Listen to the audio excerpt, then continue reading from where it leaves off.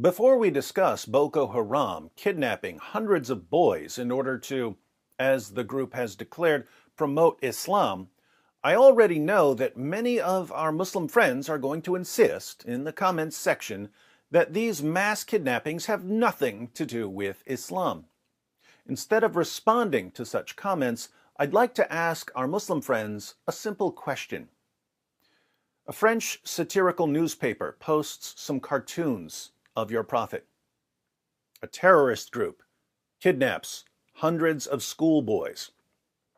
Which of these two scenarios is more likely to upset and enrage your community? We already know the answer. A French satirical newspaper posting cartoons of your prophet results in terrorist attacks and worldwide protests. Hundreds of schoolboys being kidnapped in the name of Allah results in some half-hearted tweets of disapproval.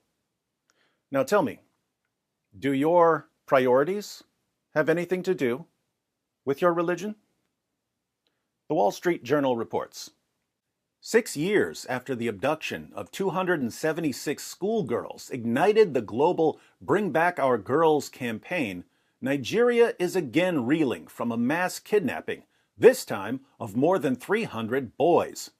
I can personally guarantee you that those boys are already being brainwashed into becoming the next generation of suicide bombers and Boko Haram jihadis. Jihadist group Boko Haram said on Tuesday it had seized students from an all-boys boarding school in Katsina, northwest Nigeria, to punish them for un-Islamic practices. Local officials said that 333 of the school's 800 students were missing and assumed captive, a number that analysts say could mark one of the largest mass kidnappings of school children in history. Nigerian surveillance aircraft and American drones have been dispatched over the sprawling forest where survivors say the captors forced them to march. One of the students who escaped the captors, 17-year-old Usama Male, said the abduction began just after 10 p.m. on Friday. Dozens of men in military fatigues shooting Kalashnikovs into the air poured into the sand-caked school campus and ordered the entire student body to march into the forest. After almost 2 days of walking in a hundreds-strong column with no food and little water, he was one of the lucky few who escaped. They said they would kill whoever tried to flee, but I positioned myself near the back and waited for a chance to run, he said, sitting alongside his father, Aminu, in the town of Kankara.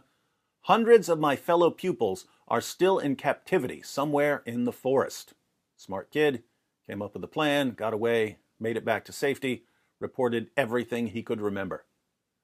Only in Nigeria have we seen militants walk into a high school and abduct the whole student body, said Bulama Bukarti, an analyst at the Tony Blair Institute for Global Change based in London. The security situation across the north is rapidly deteriorating. An attack on Nigeria's children is an attack on the country's future. And Boko Haram knows that. Many of the details around the kidnapping in a remote agricultural area with poor communication remain murky, including the true tally of the missing. School authorities said at least 446 students were now with their parents, but that they have been unable to reach scores of families to confirm the boys' safety because of the poor phone network. Boko Haram's claim of responsibility has surprised some analysts, marking a departure from the extremist group's usual area of operation in the country's northeast. What happened in Katsina was done to promote Islam, said Abubakar Shekau, the group's leader and Africa's most wanted terrorist with a $7 million U.S. bounty on his head. Western education is not the type of education permitted by Allah and His holy prophet. At this point, you wonder why jihadis even bother saying, we're doing this for our religion, we're doing this in the name of Allah. No matter how many times they say it, Western politicians and journalists never believe them. If you ask CNN why Boko Haram just kidnapped more than 300 schoolboys, CNN will probably say, it's because of climate change. Shekau didn't give any figures for the number of boys kidnapped in Kankara, but the mass abduction appears to be even larger than Boko Haram's 2014 kidnapping of 276 schoolgirls from the town of Chibok, which gave rise to the global Bring Back Our Girls campaign and sparked a U.S. military intervention. A new hashtag, Bring Back Our Boys, began to trend in Nigeria as fresh details trickled out. The United Nations has strongly condemned the abductions and called for the children's immediate and unconditional release. Jihadis come at the world with suicide bombings and kidnappings. The world responds with hashtags and meaningless condemnations. Boarding schools across several northern states have been closed, and the governor of Katsina appeared on television in tears. The local government has said that the kidnappers have been in contact to discuss a ransom to release the boys, although Shekau said there were no negotiations. Did you catch that? What is Boko Haram's stated goal? Stopping un-Islamic education.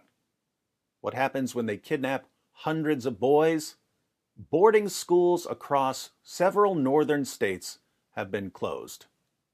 Ladies and gentlemen, you're about to understand Boko Haram. For years, many of our Muslim friends have been bragging about Islam being the world's fastest growing religion. They've been bragging that in just a few decades, Islam will be the world's largest religion. To them, this signaled Allah's approval and their ultimate victory. Then came the avalanche of apostasy. Muslims have been leaving Islam like it's a sport. Those who remain in Islam are trying to understand why things aren't going the way they thought they would go. They're trying to figure out a way to stop the avalanche, and Muslims in different parts of the world are coming up with different ways of dealing with the problem. Boko Haram decided that the greatest threat to Islam is non-Islamic education. So they're trying to save Islam by stopping Western education at any cost. If they have to kidnap hundreds of girls, rape them, and brainwash some of them into becoming suicide bombers, that's what they'll do. If they have to kidnap hundreds of boys in order to convince the government to shut down schools, that's what they'll do. Jihadis are in a state of panic and desperation. On the one hand, we can be glad that they're in a state of panic and desperation because we know what's causing the panic and desperation. On the other hand, jihadis in a state of panic and desperation, lashing out at the world in an effort to rescue their religion, are going to do a lot of damage to a lot of people. A wounded hyena is more aggressive than a healthy hyena.